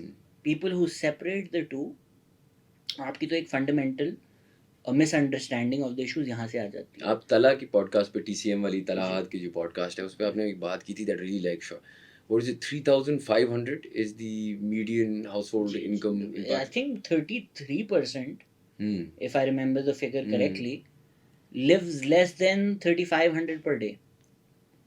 तो ये जो obviously for comedy purposes these clips going viral is funny कि मिडिल क्लास कौन होता है और सब कहते हैं हम मिडिल क्लास हैं, बट आप एक्चुअली अगर फिगर्स निकाल लें, We don't even know middle class वाली बात है। आप जिसको गरीब समझते हैं ना, आप अगर अपने घर में जा रहे हो एंड यू लाइक ये मजदूर सारा दिन मेरा काम करता है, हो सकता है वो मजदूर अपने गांव जाए तो वो अमीर हो, वो जो मजदूर अपने गांव जाए बोले शहर में काम करता है यार, इसको तो कोई मतलब सबसे अच्छा रिश्ता इसका आएगा। आप जिसको सबसे नीचे सतह पे समझ रहे हैं ना, वो शायद अपनी एक और कम्युनिटी setting में में, अमीर हो। So our ideas are very warped, you know, like this is why sometimes मुझे बहुत एलीट क्रिटिसिज्म आता है, बिकॉज मैं बहुत तनकीद करता हूँ, बहुत तनकीद करता हूँ कि डीएचए में पानी है वो नहीं होना चाहिए, बिल्कुल नहीं होना चाहिए। लेकिन अगर 2/3 ऑफ सिंध अंडर वाटर है, आधा बलूचिस्तान अंडर वाटर है, और 24 घंटे में न्यूज़ चलाऊं तो डीएचए में पानी खड़ा हुआ न्यूज़ पे आ रही है, तो इट मेक्स यू रियलाइज ना that the elite of Pakistan does not care and they're the one with the voice.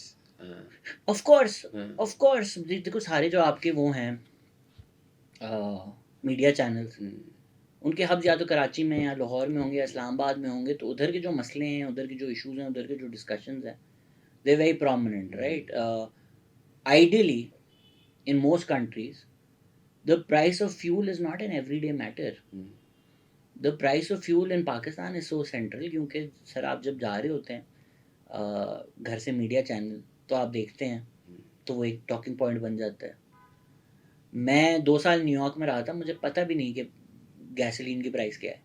जो भी बाहर लोग रहते हैं, it does not matter that much क्योंकि पब्लिक ट्रांसपोर्टेशन इज अवेलेबल। क्योंकि आपने पब्लिक ट्रांसपोर्टेशन में नहीं इन्वेस्ट किया, अब वो डिग करना पड़ेगा कि कौन माफिया हैं जो नहीं करने देते। इफ कराची हैड अ बस सिस्टम, इतनी सेंट्रल नहीं होती, इतना बड़ा इशू इतना बड़ा नहीं होता issue, right? Essentially the price of dollar and the price of petrol is not a masses issue in Pakistan. It's the failing of our systems which have made this into a masses issue ना, कि यार आप क्यों नहीं कुछ बना सकते? Subsidies तो हमारी इंडस्ट्री को सबसे ज़्यादा मिल रही हैं, पर आप रॉ मटेरियल तक इंपोर्ट कर रहे हैं चीज़ें बनाने के लिए। जो चीज़ें पाकिस्तान में होती हैं, then what have we done, where have we failed that we went from exporting certain things to now importing them? क्यों हमने उसकी प्रोडक्टिविटी नहीं बढ़ाई? अच्छा जी, अब अगेन ये वही बात है ना, what is the solution? Technology क्यों नहीं ला रहे? जो आर्मचेयर एक्सपर्ट्स वाली बात है। You don't understand things, which is Y जो सिंपलिस्टिक सोल्यूशंस होते हैं उसमें आप फंस जाते हो। जी क्यों नहीं ला रहे टेक्नोलॉजी? उधर तो है, उसकी वो ये है, उसकी भाई वो इसलिए नहीं ला रहे क्योंकि जो आपका लैंडलॉर्ड है वो ओन करता है। आपने लैंड रिफॉर्म्स नहीं किए। मेरा अगर एक छोटा फार्म होता, मेरी उसकी ओनरशिप होती, I would have made sure. आप पॉडकास्ट कर रहे हैं, आप चाहते हैं आपका पॉडकास्ट अच्छा हो, जो किसान अब काम करता है उससे पूछो, उसको पैसे नहीं मिलते, वो तो गुलाम है ना, तो लैंडलॉर्ड को पैसे मिलते हैं। सो बेसिकली जो ओनरशिप है फार्म की, जिस पे वो काम करेगा, उसकी है ही नहीं। मेरे अंदर का मार्क्स बाहर आ रहा है कि वो मीन्स ऑफ प्रोडक्शन उससे ले लिए, but it's the cold hard truth, right? India is capitalistic, India has that crony capitalist system where कुछ चंद फ्यू जो कैपिटलिस्ट हैं वो स्टेट के साथ भी हैं, अमेरिका में भी हैं, लेकिन इंडिया में लैंड ओनरशिप, फार्म ओनरशिप छोटी है बनस्बत पाकिस्तान से। अगर हम एक डिवीज़न देखेंगे, यहाँ पे लार्ज लैंड होल्डिंग्स हैं। सो आपने वो इंसेंटिवाइज नहीं किया हुआ। फिर जो वो छोटा फार्मर है, उसके पास अपने बच्चों को रोटी खिलाने के लिए नहीं है, आप उसको जाकर बोले तू चिप क्यों नहीं लगा रहा प्रोडक्टिविटी चेक करने के लिए? सेंसलेस ही बात है ना। सो armchair experts often, and this is so prevalent on YouTube, and I hate this format. जी मैं बेल्जियम आया हुआ हूँ, यहाँ देखें रोड कितने साफ हैं, और कराची में रोड देखें कितने, भाई बताओ ना क्यों गंदे हैं? Have you seen one of very early on in Chappelle's one of his first specials? उसमें वो he talks about 9/11 और वो कहता है कि यार I turned on the television and they had Ja Rule on, and Ja Rule was. What is Ja Rule thing? Yeah. Now there's any. It's not one of the earlier specials. ये तो अभी वाला है. नहीं ये तो अभी वाला है. One of his earlier specials. Where he says कि I want some answers that Ja might not have right now, and I sometimes I feel like I'm watching television and I'm like, maybe someone else needs to give me an answer here and not Ja Rule. लोग हम इतने simplistic solutions में फंसा दिए गए हैं. I have no sympathies for Zardari and Nawaz Sharif as individuals, but I have a huge issue with this idea कि जी पाकिस्तान फरिश्तों का मुल्क है. ये दो लोग जो है ना थैलियों में डॉलर्स भरने के लिए बाहर ले जाने के लिए पूरा पाकिस्तान खा गए. ये बहुत एक सिंपलिस्टिक सा आइडिया है ना कि ये दो लोग हैं, इनके पेट फाड़ के अगर 1000 करोड़ आप स्विस बैंक खोलेंगे तो कल तो दुबई होगा. नो शाहराम मजहर ने बहुत एक अच्छी बात की थी कि we say India is poor and Britain is rich. What we should be saying is India is poor because Britain is rich. अब ये अगर हम कॉन्वर्सेशन पाकिस्तान में करना शुरू करें कि जी लंदन की सड़कें इतनी साफ हैं, कराची की साफ क्यों नहीं है, इसीलिए क्योंकि आप लोगों को एम्पावरिश करके आपकी वेल्थ इन लोगों ने चुराई थी.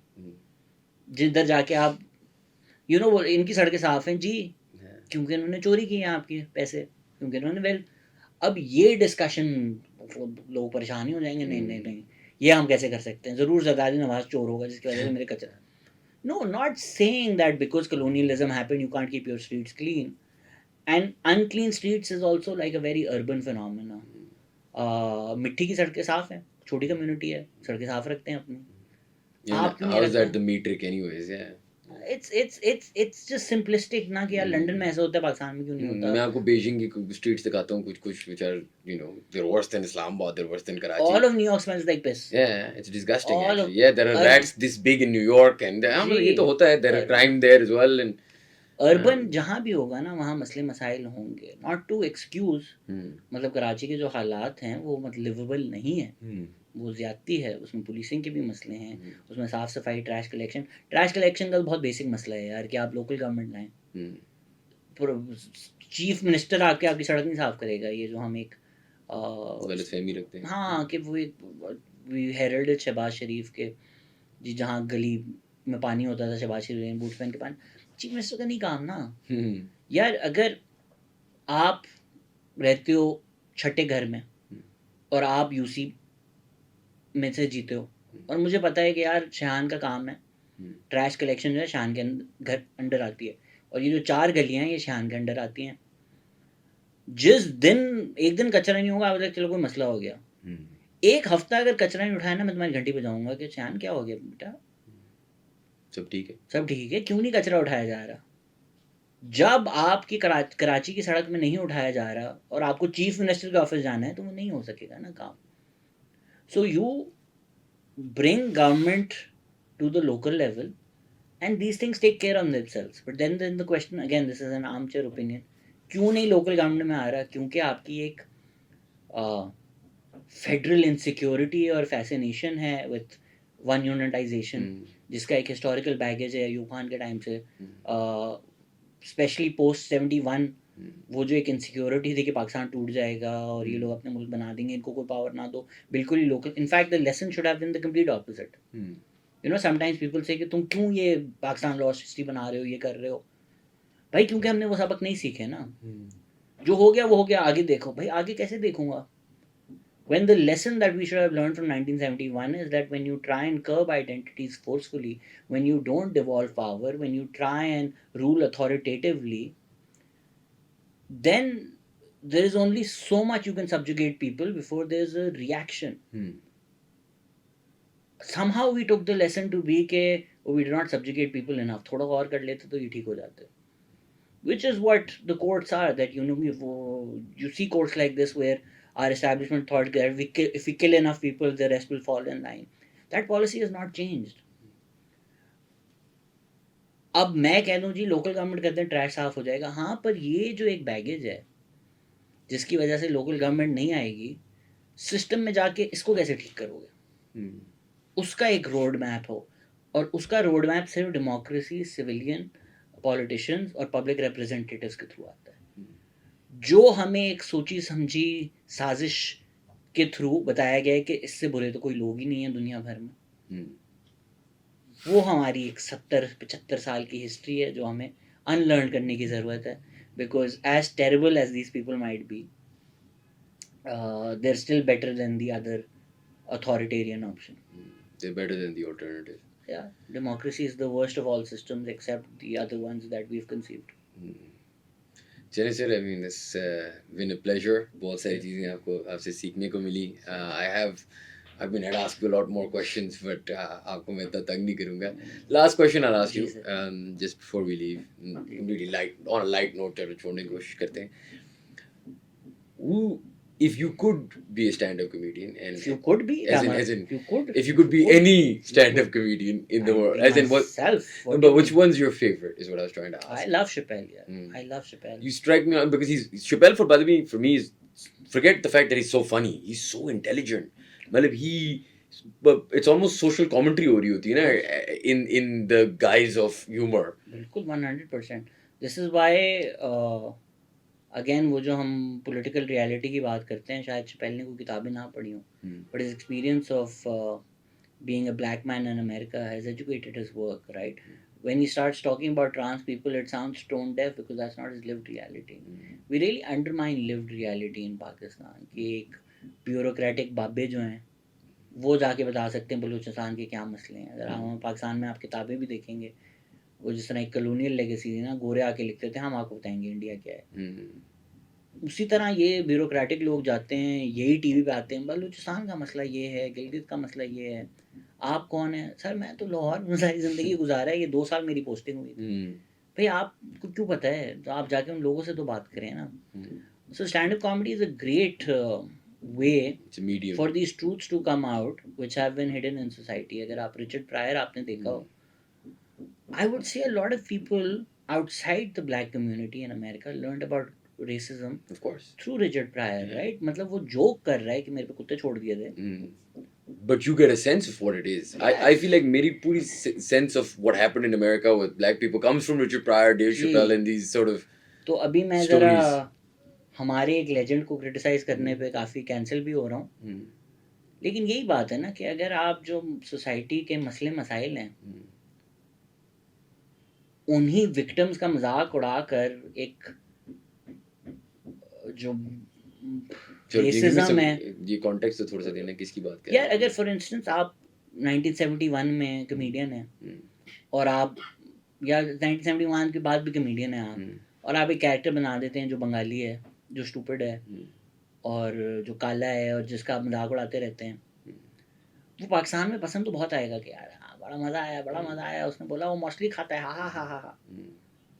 But the politics of that are the same as a minstrel show in America where white people are doing blackface, right? We're not ready for these conversations कि craft और politics दो अलग चीज़ होती हैं. I can appreciate Dave Chappelle for his craft immensely. I don't think any stand-up comedian in the world has more craft than him, right? And I think his sketch comedy is even better. अगर आपने Chappelle show देखा हो, it's just phenomenal, unbelievable. लेकिन at certain points I disagree with his politics.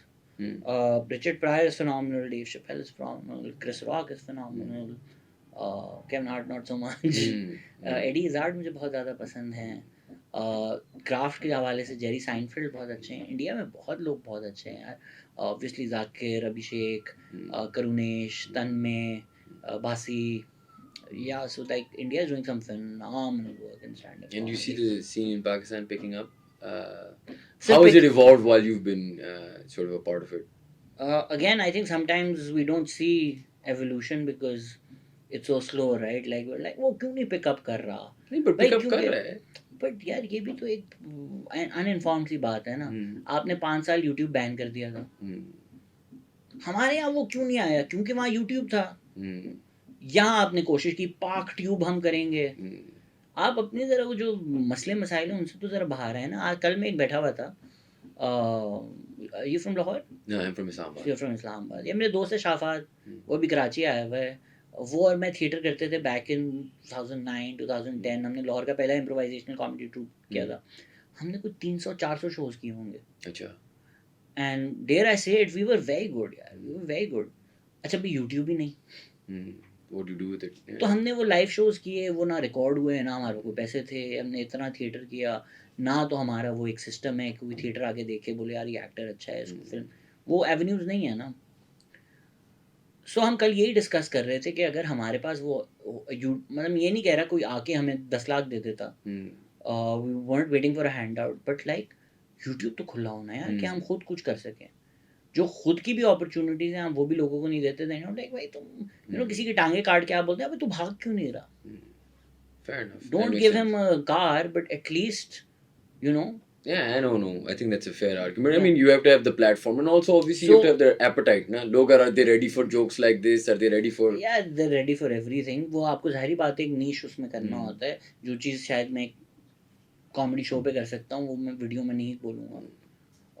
तो वो एक context भी होता है चीज़ों का. तो कभी कभी वो आउट ऑफ कॉन्टेक्स्ट जब क्लिप वायरल जाती है स्टैंड अप शोज है, you don't know what I have set up, you don't know why I am saying it, you know मैं सैटिरिकली कह रहा हूँ, मैं क्या कर रहा हूँ, मैं जो ये बातें करते हैं उनका मजाक उड़ा रहा हूँ. आप वो सारा कॉन्टेक्स्ट निकाल के ना आप एक लाइन लेकर उसको डाल देते हैं. So yes, from when I started putting up stand up comedy shows in Pakistan, जहाँ लोगों को पता भी नहीं था क्या होती है, मैं और अकबर वेन्यूज़ के पास जाते थे 2010 में. उनको समझाना पड़ता था स्टैंड अप कॉमेडी क्या होती है. 2 लोग आते थे, 3 लोग आते थे, 4 लोग आते थे. उससे हम अगर आज के दिन आ गए हैं कि ओपन माइक्स हो रही हैं कॉमेडी की, हफ्ते में 2-3 होती हैं एटलीस्ट कराची में. So yes, it's been a tough 13-year journey and we haven't had a boom like India did. उसमें ऑब्वियसली पैसा और रिसोर्सेज भी हैं. जाकिर खान को 30 करोड़ रुपए पाकिस्तानी मिलते हैं to put up a special. 30 crore. The highest paid comedian in Pakistan would be Tabish Hashmi, I assume. हाँ, but he's also getting paid to do a show on Jio, no? Yeah. He's not getting paid to be a stand-up comedian to produce a or stand-up special. comedy Yeah, special. fair enough. अगर ताबिश हम कहते हैं पाकिस्तान का number 1 stand up comedian है, अगर कल को कोई नेटफ्लिक्स टाइप पाकिस्तानी अल्टरनेटिव आता है एंड ताबिश बीइंग ताबिश कि यार तुम ताबिश इज नंबर 1, वो क्या ऑफर करेंगे ताबिश को for hour of stand up comedy? 20 lakh probably इतने भी नहीं करेंगे, बट मैं मतलब at best आप सही कह रहे हैं, this is the market. Yeah, and this is Tabish, ठीक है ना, this is our Kapil Sharma, this is our main man. Yeah, और वहाँ जाकिर खान को 30 करोड़ मिल रहे हैं. तो अगर जाकिर खान को 30 करोड़ मिल रहे हैं तो एक ओपन माइक कॉमेडियन जो अपना पहला स्पेशल करना चाहता है उसको क्या मिलेगा? उसको 2-3 करोड़ तो मिल रहे होंगे ना, पाकिस्तानी बता रहा हूँ. और यहाँ ताबिश को आप 20 लाख में मैं अपनी तरफ से ना मैक्सिमम करके बता रहा हूँ, प्रॉब्ली 5 लाख ऑफर करेंगे. मैं अपना बता दूं, right, like I am somebody who has been doing this for 30 long time. आप I have given half an hour of content to somebody for a few lakhs. So if the disparity of resources, the disparity of opportunities, but isn't that just also because revenue, मतलब जहाँ business नहीं है, opportunity नहीं है, it's kind of like वही जो आपने बात की ना, if you take a step back, advertising revenue नहीं है तो I'm sure like celebrities feel but ये YouTube बैन कर देना उठाकर, वो तो खैर it was just a gigantic mistake, it's nothing else. आपके जो इंटरनेशनल OTTs आते भी हैं, आप वो बैन, आपने ZTV उठा के बैन कर दिया. So वो they were going to put money into the Pakistani market, get content from here, right? So you hate your content creators yourself. सरमत खुसड़ अपना पैसा लगा के एक मूवी बनाता है. जामी भाई who's also coming next on the podcast. Yeah, Jami भाई की मूवी बंद नहीं हुई. नहीं, जामी भाई ने अपने पैसे लगा के मोर बनाई थी, अपने पैसे का सेल्फ इन्वेस्ट कर रहे थे ना, मतलब yeah, but with then Moore didn't work commercially, which was never going to. He did it as a labor of love, and that's Jami for you. He will do things for just for the love of doing them. But Sarmad के साथ तो आपने ज्यादती की ना यार. आपने एक जो आपका मुल्क का प्रोसेस है सेंसर बोर्ड का, वो जब क्लियर कर लिया तो एक आदमी सड़क पे खड़े होकर कैसे बोल सकता है और आप कैपिचुलेट कर जाएंगे completely. So you are telling artist not to produce art here. हम कहते हैं जी स्टैंड अप कॉमेडियन हम जाकिर खान क्यों नहीं प्रोड्यूस कर सकते? आप बाबर आजम प्रोड्यूस कर सकते थे अगर पूरे मुल्क में बैट और बॉल ही एग्जिस्ट नहीं करता. नहीं कर सकते. पूरे मुल्क में एक कॉमेडी क्लब नहीं है तो आप कैसे जाकिर खान बनाएंगे? बात तो सही है. खैर चलें sir, thank you very much for being on the podcast. Wish you all the best with the acting, the comedy. Obviously podcast आपकी चल भी रही है वेरी वेल. तो यार hopefully when next time we're in Karachi, see you again if possible. Done sir, अगर मैं jail नहीं गया जो आप चाहते हैं कि मैं चला जाऊं, कंपटीशन जेल आप चाहिए. जो चाह रहे हैं. चलिए sir, thank you Nili, thank you very much. बहुत सीखने को मिला. Thank you thank you. Thank you guys for watching. If you enjoy our content, please do subscribe to our channel, and we'll see you for the next podcast.